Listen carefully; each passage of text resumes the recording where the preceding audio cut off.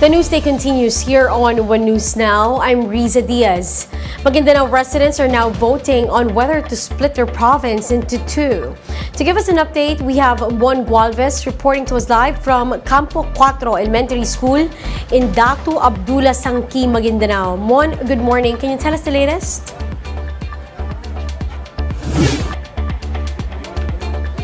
Riza, registered voters queued early here in Campo 4 Elementary School in the town of Datu Abdullah Sangki here in Maguindanao. This is part of the plebiscite to finally decide whether the province will finally be divided into two. Before 7 a.m., hordes of people already went here. Some were even brought by trucks to the school precinct. Physical distancing was hardly implemented as residents search for the precincts they will vote in. Voting is being done manually. All they have to do is write yes or no. Even the letters Y or N and even check or X will be accepted by the plebcom or plebiscite committee. If yes wins in the canvassing, Maguindanao will be divided into Maguindanao del Norte and Maguindanao del Sur. The goal behind all this is to ensure basic services are aptly delivered to the people across all localities. The move is also expected to drive in more investors and provide more employment opportunities for the people. It's all hands on deck as well for the police and the military in the polling precincts. Maguindanao Provincial Director Colonel Ruel Sermese also visited early to check if security measures are being observed. Polls close at 3 p.m. and after that, counting will start ASAP. Canvassing will happen in the current capital in Buluan, and it's expected that before 12 noon tomorrow, results will be out. Riza, at the moment we are waiting for the arrival of the current Maguindanao Governor by Mariam Sangki Maudadato, who is expected to cast her vote here in this school, as well as we are also waiting for the arrival of COMELEC Chairman George Garcia, who is reportedly to come here to inspect the situation. Riza? Thank you for that update. That was Mon Gualvez reporting live from Maguindanao. Meanwhile, President Bongbong Marcos has placed TESDA under the supervision of the Labor Department. Marcos signed Executive Order number 5, making TESDA an attached agency of DOLE. Now, before this, TESDA was under the supervision of the Trade Department. Labor Secretary Bienvenido Laguesma will now sit as chairperson of the TESDA board.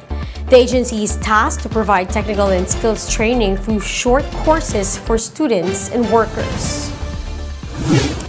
The Management Association of the Philippines has submitted its proposal to privatize the EDSA busway carousel.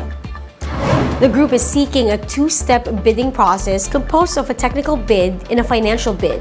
The business group also wants to base the EDSA busway fare to that of commuter trains like the MRT and LRT.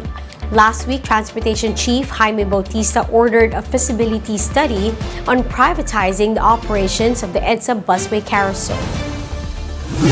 Now, we'll be back with more stories after the break. Keep it here on One News.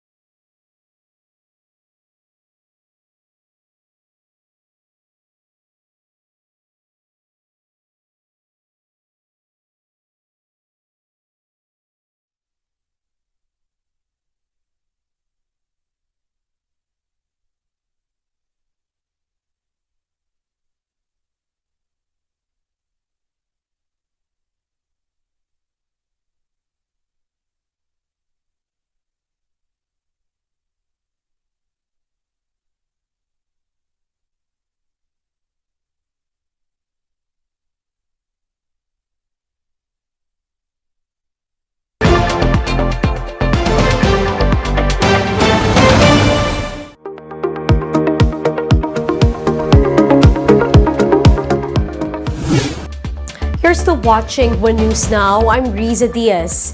As fighting between Ukraine and Russia continues, several displaced families are now living in modular housing villages in the western city of Lviv.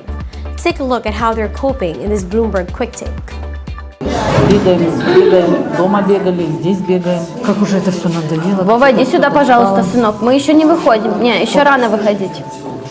Нет. Я уже хочу домой. Конфетку хочешь? Нет, конфетку не хочу.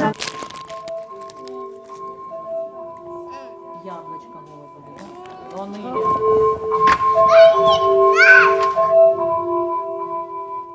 At least 12 million people have fled their homes since the start of the war in Ukraine. 7 million of those remain in the country. This is Lviv, a city in western Ukraine, far from the intense battlefields. Now it is home to hundreds of thousands of internal migrants. Близько 5 мільйонів пройшло через Львів за всі ті дні війни. Сьогодні 150 тисяч людей живе у Львові. Часто є випадки, коли люди ховалися від бомбардувань, приїжджали сюди, і чоловік лишає свою сім'ю, йде, записується у військо, і потім через певний час він вже приїжджає сюди, і ми його ховаємо.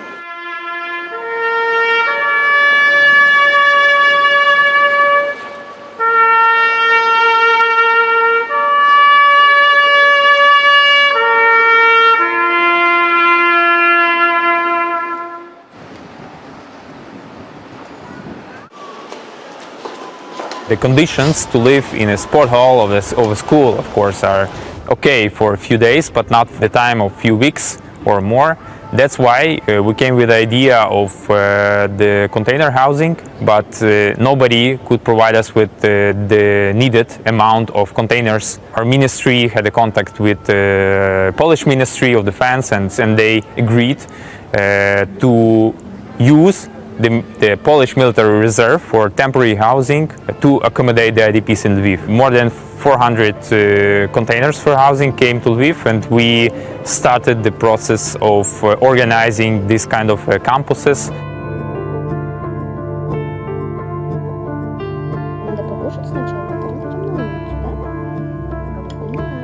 Мені 21 рік, приїхала з міста Миколаїв. Приїхали ми у Львов на початку березня. І коли то все починається, і ти не знаєш, що тобі робити, а на тобі відповідальність, тому що в тебе дитина, і ти вже розумієш, що ти маєш хвилюватися більш за дитину, чим за себе. І то вже так ми вирішили, що ми маємо кудись їхати. Не знаємо куди, але маємо виїхати звідси. Тому що ми там зараз посидимо 2-3 тижні і все, і вернемося додому. Але вже 3 місяці, а не 2 тижні. Вот здесь сплю я, здесь спит мой ребенок, которому 16 лет. Я приехала с Донецкой области, город Селидово. Я вообще не собиралась ехать, потому что у меня там еще 2 взрослых сына, и я не хотела их бросать. А потом, когда 11 числа нам сильно прилетело, и мы буквально за 20 минут мы собрались с младшим сыном и приехали сюда, во Львов. Іра. Не знаю, хоть у нас и такой большой разрыв в годах, но как-то вот мы дружим. Добрый ранок.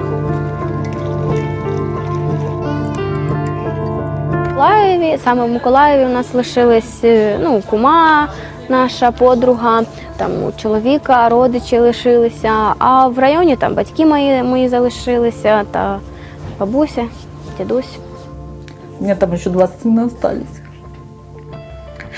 Они у меня взрослые ребята, и они не выездные, их просто не пропустили ни на каком блокпосту, потому что они работают у меня, спасают людей. И последние 3 дня у нас там очень стреляли. Ой, сыночка мой. Как ты доехал, котик? Любим маму, я люблю.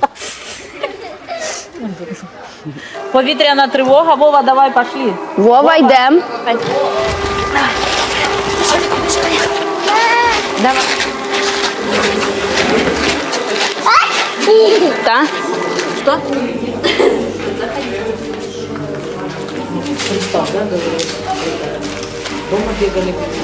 Не знаю, час якось так швидко плине, там все, поки в столову дійшов, поки обратно, вже й день закінчився.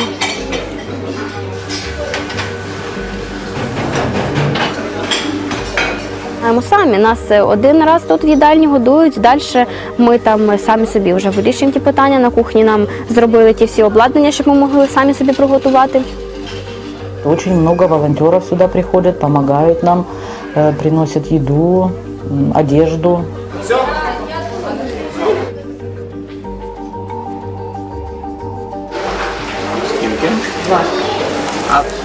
Ну, конечно, не хочу, чтобы нигде больше такое повторилось, как у нас это на нашей Украине.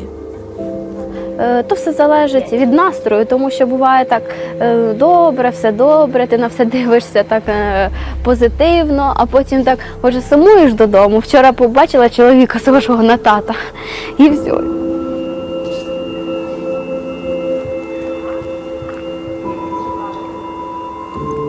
Ну, вообще-то я очень хочу вернуться домой, потому что у меня, получается, полжизни моей здесь я забрала одного ребенка, а полжизни моей там.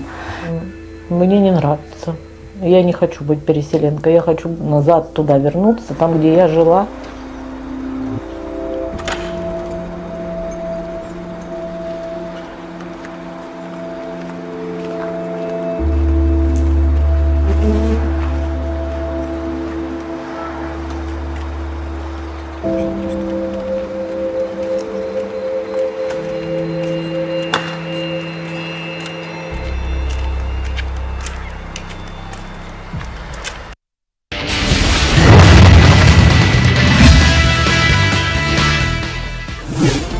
NBA legend Michael Jordan's Last Dance jersey fetched a whopping $10 million at an auction on Thursday. The famed jersey sold at Sotheby's broke the record for the most expensive piece of a game-worn sports memorabilia in history. It was expected to fetch around $5 million, but around 20 bids drove the price higher. Jordan wore the jersey in the first game of the 1998 NBA Finals, wherein the Bulls lost to the Utah Jazz despite his 33-point performance.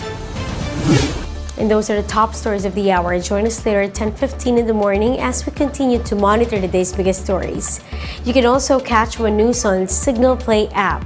Register for a free account now at www.signalplay.com and stream One News live anytime, anywhere.